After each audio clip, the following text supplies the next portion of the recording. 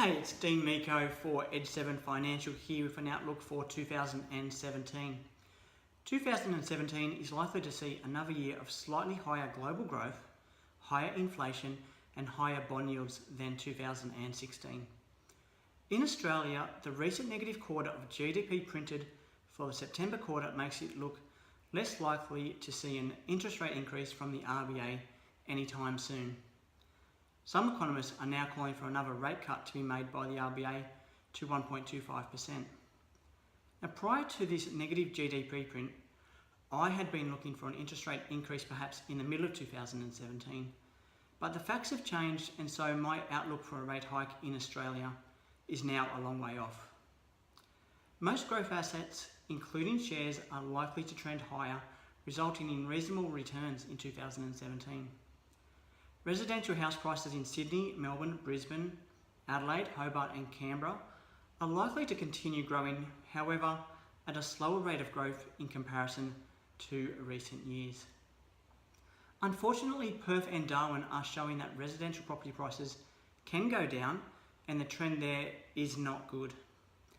Australian shares can have another good year.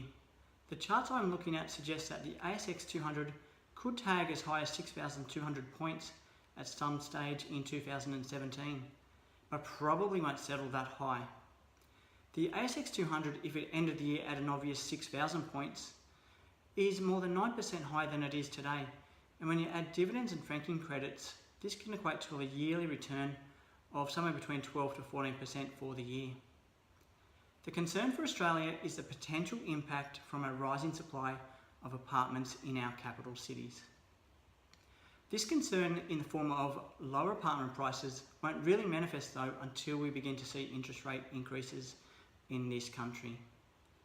In terms of the global economy, which is dominated by America, the US is a big ship and the momentum that it has won't be slowed easily regardless of who the president is. The big question for me for the global economy is really in 12 to 24 months' time, depending on the diplomatic policies of a Trump government.